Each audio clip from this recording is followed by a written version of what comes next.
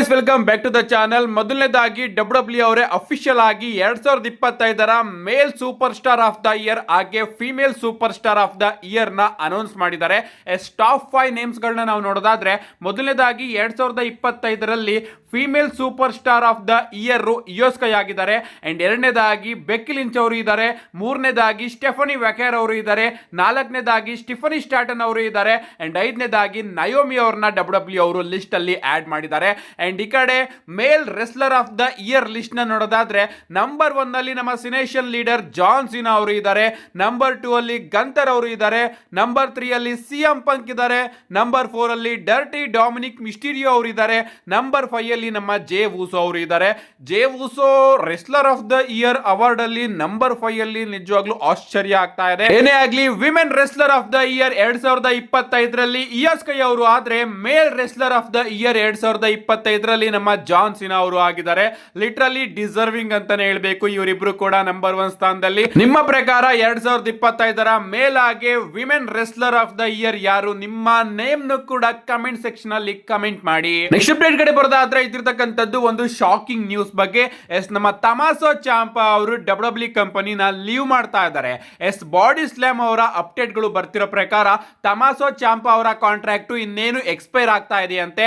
And ತಮಾಸೋ ಚಾಂಪಾ ಅವರಿಗೇನೆ W ಕಂಪನಿಯ ಜೊತೆ ಹೊಸ ಕಾಂಟ್ರಾಕ್ಟ್ ನ ಸೈನ್ ಮಾಡ್ಕೊಳ್ಳೋದಕ್ಕೆ ಇಷ್ಟ ಆಗ್ತಿಲ್ವಂತೆ. ಅಂಡ್ ಅದಕ್ಕೋಸ್ಕರ ಅವರೇ ತನ್ನ ಕಾಂಟ್ರಾಕ್ಟ್ ಎಕ್ಸ್ಪೈರ್ ಆದ್ಮೇಲೆ ಡಬ್ಲ್ಯೂ ಕಂಪನಿನ ಲೀವ್ ಮಾಡ್ತಾ ಇದ್ದಾರೆ ಅಂತ ಅಪ್ಡೇಟ್ ಗಳು ಬರ್ತಾ ಇದೆ.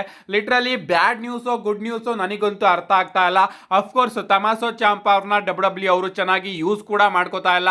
ಟ್ರಿಪಲ್ ಎಚ್ ಅವರ ಫೇವ್ರೆಟ್ ಗಾಯಿ ತಮಾಸೋ ಚಾಂಪಾ. ಬಟ್ ಅವ್ರನ್ನ ಮೇನ್ ರಾಸ್ಟರ್ ಅಲ್ಲಿ ನಮ್ಮ ಟ್ರಿಪಲ್ ಎಚ್ ಅವರು ಪ್ಲಾನ್ಸ್ ಗಳು ವರ್ಕ್ ಆಗ್ದಲೆ ಹಂಗೆ ಸುಮ್ಮನೆ ಬಿಟ್ಬಿಟ್ರು ಅಂತಾನೆ ಹೇಳ್ಬೇಕು. ಅಂಡ್ ಈ ಕಡೆ ತಮಾಸೋ ಚಾಂಪಾ ಅವ್ರೇನಾದ್ರು ಡಬ್ಲ್ಯೂ ಕಂಪನಿನ ಲೀವ್ ಮಾಡಿದ್ರೆ, ಜಾನಿ ಗ್ಯಾರ್ಗೆನೋ ಹಾಗೆ ನಮ್ಮ ಕ್ಯಾಂಡಸ್ ಲಿರಿ ಅವರ ಕತೆ ಏನೋ, ಅವರು ಇಂಪ್ರೂವ್ ಆಗ್ತಾರ ಅಥವಾ ಡಿಕ್ರೀಸ್ ಆಗ್ತಾರ ನನಗಂತೂ ಗೊತ್ತಿಲ್ಲ. ಒಟ್ನಲ್ಲಿ ನಮ್ಮ ತಮಾಸೋ ಚಾಂಪಾ ಅವರ ಕಾಂಟ್ರಾಕ್ಟ್ ಎಕ್ಸ್ಪೈರ್ ಆದ್ಮೇಲೆ ಅವರು ಕಂಪನಿನ ಲೀವ್ ಮಾಡ್ತಾರೆ. ಸೊ ಬೇರೊಂದು ಕಡೆ ನಮ್ಮ ತಮಾಸೋ ಚಾಂಪಾ ಅವರು ತನ್ನ ಕರಿಯರ್ ನ ಬಿಲ್ಡ್ ಮಾಡೋದಕ್ಕೆ ಹೋಗ್ತಾ ಇದ್ದಾರೆ. ಒಳ್ಳೆ ಕೆಲಸ ಅಂತ ಅನ್ಕೋತೀನಿ. ಯಾಕಂದ್ರೆ ಡಬ್ಲ್ಯೂ ಕಂಪನಿಯಲ್ಲಿ ಅವರ ಕ್ಯಾರೆಕ್ಟರ್ ಅಷ್ಟೊಂದೇನು ಆಗ್ತಾ ಇಲ್ಲ, ಯಾರಿಗೂ ಕೂಡ ಅವಕಾಶನೇ ಸಿಗ್ತಾ ಇಲ್ಲ. ಅಂಡ್ ಈ ಒಂದು ಟೈಮಲ್ಲಿ ತನ್ನ ಕ್ಯಾರೆಕ್ಟರ್ ನ ವೇಸ್ಟ್ ಮಾಡೋದ್ರ ಬದಲು ಬೇರೊಂದು ಕಂಪನಿಗೆ ಹೋಗಿ ಎಸ್ಟಾಬ್ಲಿಷ್ ಆಗೋದು ಸಿಕ್ಕಾಪಟ್ಟೆ ಒಳ್ಳೇದು. ಬಟ್ ತಮಾಸೋ ಚಾಂಪಾ ಅವರು ಸ್ವಲ್ಪ ಲೇಟ್ ಆಗಿ ಇದನ್ನ ಅರ್ಥ ಮಾಡ್ಕೊಂಡ್ರು ಅನ್ನೋದು ನನ್ನ ಅನಿಸಿಕೆ. ನೋಡೋಣ ಗಾಯ್ಸ್, ಅವರ ಕಾಂಟ್ರಾಕ್ಟ್ ಮುಗ್ದಿ ಅವರು ಯಾವಾಗ ಕಂಪನಿಯಿಂದ ಹೊರಗಡೆ ಹೋಗ್ತಾರೆ ಅಂತ. NXT ಲೆವೆಲ್ಗೆ ನಮ್ಮ ತಮಾಸೋ ಚಾಂಪಾ ಅವರು ಗ್ರೇಟೆಸ್ಟ್ ರೆಸ್ಲರ್ ಆಗಿದ್ರು, ಬಟ್ ಮೈನ್ ರಾಸ್ಟರ್ ಅಲ್ಲಿ ಅವರು ವರ್ಕ್ ಆಗ್ಲಿಲ್ಲ.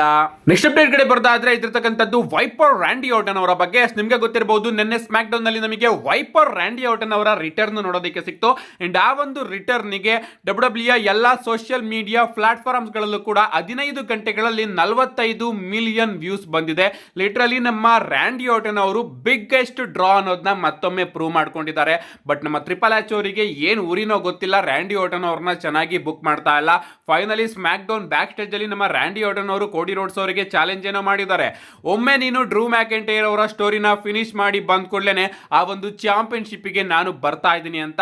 ಸೊ ಮುಂದೆ ಪ್ರಾಬಬ್ಲಿ ನಮಗೆ ರ್ಯಾಂಡಿ ಆರ್ಟನ್ ಆಗಿ ಕೋಡಿ ರೋಡ್ಸ್ ಅವರ ನಡುವೆನೆ ಫ್ಯೂಡ್ ನೋಡೋದಕ್ಕೆ ಸಿಗುತ್ತೆ. ಬಟ್ ಡಬ್ಲ್ಯೂ ಅವರು ಸಡನ್ ಆಗಿ ಇದನ್ನು ಕೂಡ ಸ್ಟಾಪ್ ಮಾಡಿಸಿ ರ್ಯಾಂಡಿ ಆರ್ಟನ್ ಆಗಿ ಕೋಡಿ ರೋಡ್ಸ್ ಅವರಿಗೆ ಸಂಬಂಧನೇ ಇಲ್ವೇನೋ ಅನ್ನೋ ರೀತಿ ಸ್ಟೋರಿನ ಬುಕ್ ಮಾಡ್ತಾ ಇರ್ಲಿ ಅಂತ ಕೇಳ್ಕೋಣ. ನೆಕ್ಸ್ಟ್ ಅಪ್ಡೇಟ್ ಕಡೆ ಬರೋದಾದ್ರೆ, ಇದ್ದಿರ್ತಕ್ಕಂಥದ್ದು ನಮ್ಮ ಟ್ರಿಪಲ್ ಎಚ್ ಆಗಿ ಟೋನಿ ಖಾನ್ ಅವರ ಬಗ್ಗೆ. ನಿಮಗೆ ಗೊತ್ತಿರಬಹುದು, ಡಬ್ಲ್ಯೂ ನಮ್ಮ ಟ್ರಿಪಲ್ ಎಚ್ ಅವರು ಬುಕ್ ಮಾಡ್ತಾ ಇದ್ದಾರೆ. ಅದೇ ರೀತಿ AEW ಕಂಪನಿಯಲ್ಲಿ ನಮ್ಮ ಟೋನಿ ಖಾನ್ ಅವರ ಬುಕಿಂಗ್ ನೋಡೋದಕ್ಕೆ ಸಿಗುತ್ತೆ. ಸ್ವಲ್ಪ ಜನ ಟ್ರಿಪಲ್ ಎಚ್ ಅವ್ರನ್ನ ವರ್ಸ್ಟ್ ಬುಕ್ಕರ್ ಅಂತ ಹೇಳ್ತಾರೆ, ಸ್ವಲ್ಪ ಜನ ಟೋನಿ ಖಾನ್ ಅವ್ರನ್ನ ವರ್ಸ್ಟ್ ಬುಕ್ಕರ್ ಅಂತ ಹೇಳ್ತಾರೆ. ಅಂಡ್ ಇದಕ್ಕೆ ಈಗ AI ಆನ್ಸರ್ ನ ಕೊಟ್ಟಿದೆ. ರೀಸೆಂಟ್ ಆಗಿ ಒಬ್ಬ ಫ್ಯಾನ್ ಟ್ರಿಪಲ್ ಎಚ್ ಹಾಗೆ ಟೋನಿ ಖಾನ್ ಅವರ ಫೋಟೋನ ಪೋಸ್ಟ್ ಮಾಡಿ ಟ್ವಿಟರ್ ಅಲ್ಲಿ ಗ್ರೋಕ್ಗೆ ಒಂದು ಪ್ರಶ್ನೆನ ಕೇಳ್ತಾರೆ.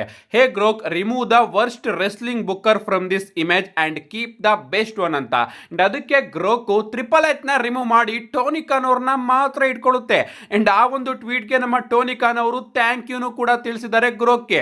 ಲಿಟ್ರಲಿ ಈಗ AI ಕೂಡ ಹೇಳ್ತಾ ಇದೆ ಟ್ರಿಪಲ್ ಎಚ್ ನೀನು ವರ್ಸ್ಟ್ ಬುಕ್ಕರ್ ಅಂತ. ನನಗೂ ಕೂಡ ಅದೇ ರೀತಿ ಅನ್ಸುತ್ತೆ. 2025ರಲ್ಲಿ ಎಂತೆಂತ ಆಪರ್ಚುನಿಟಿ ಇತ್ತು ಗುರು ಟ್ರಿಪಲ್ ಎಚ್ ಅವರ ಕೈಯಲ್ಲಿ. ಡಬ್ಲ್ಯೂ ನ ಎಲ್ಲೋ ತಾಂಡೋಗಿ ನಿಲ್ಲಿಸಬಹುದಾಗಿತ್ತು, ಬಟ್ ಅವರು ಎಲ್ಲೋ ತಾಂಡೋಗಿ ನಿಲ್ಲಿಸಿ 2025ನ ಡಬ್ಲ್ಯೂ ಹಿಸ್ಟರಿಯಲ್ಲೇ ವರ್ಸ್ಟ್ ಇಯರ್ ಆಗಿ ಮಾಡಿಬಿಟ್ರು. ನನಗೂ ಕೂಡ ಟ್ರಿಪಲ್ ಎಚ್ ಅವರು ವರ್ಸ್ಟ್ ಬುಕ್ಕರ್ ಅಂತ ಅನ್ನಿಸ್ತಾ ಇದೆ. ನೋಡೋಣ 2026ಕ್ಕೆ ಅಂದ್ರೆ ಈ ವರ್ಷನಾದ್ರೂ ಆ ಒಂದು ನನ್ನ ಡಿಸಿಷನ್ ಚೇಂಜ್ ಆದ್ರೂ ಆಗಬಹುದು. ನಮ್ಮ ನೆಕ್ಸ್ಟ್ ಅಂಡ್ ಫೈನಲ್ ಅಪ್ಡೇಟ್ ಕಡೆ ಬರೋದಾದ್ರೆ ಇದಿರ್ತಕ್ಕಂಥದ್ದು ನೆಕ್ಸ್ಟ್ ಮಂಡೇ ನೈಟ್ ರಾ ಬಗ್ಗೆ. ನೆಕ್ಸ್ಟ್ ಮಂಡೇ ನೈಟ್ ರಾ ಗೆ ನೆಟ್ಫ್ಲಿಕ್ಸ್ ಅವರು ಇನ್ನ ಒಂದು ಪೋಸ್ಟರ್ ನ ಅಫಿಷಿಯಲ್ ಆಗಿ ರಿಲೀಸ್ ಮಾಡಿದ್ದಾರೆ. ನೀವು ಇಲ್ಲಿ ನೋಡ್ತಾ ಇರಬಹುದು. ಈ ಒಂದು ಪೋಸ್ಟರ್ ಅಲ್ಲಿ ಮತ್ತೊಮ್ಮೆ ಅವರು ಸಿಎಂ ಪಂಕ್ ಹಾಗೆ ಬ್ರಾನ್ ಬ್ರೇಕರ್ ಅವ್ರನ್ನ ಫೀಚರ್ ಮಾಡಿದ್ದಾರೆ. ಅಷ್ಟೇ ಅಲ್ಲ ಗೈಸ್, ಮಂಡೇ ನೈಟ್ ರಾ ಹಾಗೆ ಸ್ಟ್ರೇಂಜರ್ ಥಿಂಗ್ಸ್ ಗಳ ಕೊಲಾಬ್ ನೋಡೋದಕ್ಕೆ ಸಿಗ್ತಾ ಇದೆಯಲ್ಲ, ಅಲ್ಲಿಗೆ ಡಬ್ಲ್ಯೂ ಅವರು ಏನನ್ನ ಅಫಿಷಿಯಲ್ ಆಗಿ ಅನೌನ್ಸ್ ಮಾಡಿದ್ದಾರೆ ಅಂತ ನೋಡ್ಕೊಂಡು ಬರೋದಾದ್ರೆ, ಮೊದಲನೇದಾಗಿ ನಮಗೆ ಮ್ಯಾಕ್ಸಿನ್ ಡುಪ್ರಿ ಹಾಗೆ ಬೆಕ್ಕಿ ಲಿಂಚ್ ಅವರ ನಡುವೆ ವಿಮೆನ್ಸ್ ಇಂಟರ್ಕಾಂಟಿನೆಂಟಲ್ ಚಾಂಪಿಯನ್ಶಿಪ್ ಗೆ ಒಂದು ಸಿಂಗಲ್ಸ್ ಮ್ಯಾಚ್ ನೋಡೋದಕ್ಕೆ ಸಿಗ್ತಾ ಇದೆ. ಅಷ್ಟೇ ಅಲ್ಲ, ಕಬೂಕಿ ವಾರಿಯರ್ಸ್ ಅವರು ತನ್ನ ವಿಮೆನ್ಸ್ ಟ್ಯಾಗ್ ಟೀಮ್ ಚಾಂಪಿಯನ್ಶಿಪ್ ನ ರಿಯಾ ರಿಪ್ಲಿ ಹಾಗೆ ಇಯೋಸ್ಕೈ ಅವರ ಮೇಲೆ ಡಿಫೆಂಡ್ ಮಾಡ್ತಾ ಇದ್ದಾರೆ. ಅಂಡ್ ಶೋನ ಮೈನ್ ಇವೆಂಟ್ ಅಲ್ಲಿ ನಮಗೆ ಸಿಎಂ ಪಂಕ್ ಹಾಗೆ ಬ್ರಾನ್ ಬ್ರೇಕರ್ ಅವರ ನಡುವೆ ಡಬ್ಲ್ಯೂ ವರ್ಲ್ಡ್ ಹೆವಿವೇಟ್ ಚಾಂಪಿಯನ್ಶಿಪ್ ಗೆ ಒಂದು ಸಿಂಗಲ್ಸ್ ಮ್ಯಾಚ್ ನೋಡೋದಕ್ಕೆ ಸಿಗ್ತಾ ಇದೆ. ಈ ಮೂರು ಮ್ಯಾಚಸ್ ಗಳನ್ನ ಡಬ್ಲ್ಯೂ ಅವರು ಅಫಿಷಿಯಲ್ ಆಗಿ ಕನ್ಫರ್ಮ್ ಮಾಡಿದ್ದಾರೆ. ಅಂಡ್ ಈಗ ಸಿಎಂ ಪಂಕ್ ಹಾಗೆ ಬ್ರಾನ್ ಬ್ರೇಕರ್ ಅವರ ಮ್ಯಾಚ್ ನ ಬೆಟ್ಟಿಂಗ್ ಆಡ್ಸ್ ಕೂಡ ರಿಲೀಸ್ ಆಗಿದೆ. ಬೆಟ್ಟಿಂಗ್ ಆಡ್ಸ್ ಪ್ರಕಾರ ನಮ್ಮ ಸಿಎಂ ಪಂಕ್ ಅವರು ತನ್ನ ಚಾಂಪಿಯನ್ಶಿಪ್ ನ ರಿಟೈನ್ ಮಾಡ್ಕೋತಾರಂತೆ. ಅಂಡ್ ಬ್ರಾನ್ ಬ್ರೇಕರ್ ಅವರು ಸಿಎಂ ಪಂಕ್ ಅವರ ವಿರುದ್ಧ ಸೋಲ್ತಾರಂತೆ. ಅಪ್ಡೇಟ್ ಗಳು ಬರ್ತಾ ಇದೆ. ಸಿಎಂ ಪಂಕ್ ಹಾಗೆ ಬ್ರಾನ್ ಬ್ರೇಕರ್ ಅಥವಾ ಕೋಡಿ ರೋಡ್ಸ್ ಹಾಗೆ ಡ್ರೂ ಮ್ಯಾಕೆಂಟೈರ್ ಅವರ ಚಾಂಪಿಯನ್ಶಿಪ್ ಮ್ಯಾಚಸ್ ಗಳಲ್ಲಿ ಯಾವ್ದಾದ್ರೂ ಒಂದು ಟೈಟಲ್ ಚೇಂಜ್ ನಮಗೆ ನೋಡೋದಕ್ಕೆ ಸಿಗುತ್ತೆ ಅಂತ. ಆ ಸೈಡ್ ನಮ್ಮ ಕೋಡಿ ರೋಡ್ಸ್ ಅವರು ಸೋಲ್ಬಹುದು ಅಥವಾ ಈ ಸೈಡ್ ನಮ್ಮ ಸಿಎಂ ಪಂಕ್ ಅವರು ಸೋಲ್ಬಹುದು ಅಂತ ಅಪ್ಡೇಟ್ ಗಳು ಬರ್ತಾ ಇದೆ. ಬಟ್ ಬೆಟ್ಟಿಂಗ್ ಓಡ್ಸ್ ಅಲ್ಲಿ ಇಬ್ರು ಚಾಂಪಿಯನ್ಸ್ ಗಳು ಕೂಡ ಫೇವರೇಟ್ ಆಗಿದ್ದಾರೆ. ಅಷ್ಟೇ ಅಲ್ಲ, ಈ ಕಡೆ ನಮ್ಮ ಸಿಎಂ ಪಂಕ್ ಅವರು ಕೂಡ ಸೋಲೋ ಚಾನ್ಸಸ್ ಜಾಸ್ತಿ ಇದೆ, ಗೆಲ್ಲೋ ಚಾನ್ಸಸ್ ಜಾಸ್ತಿ ಇದೆ.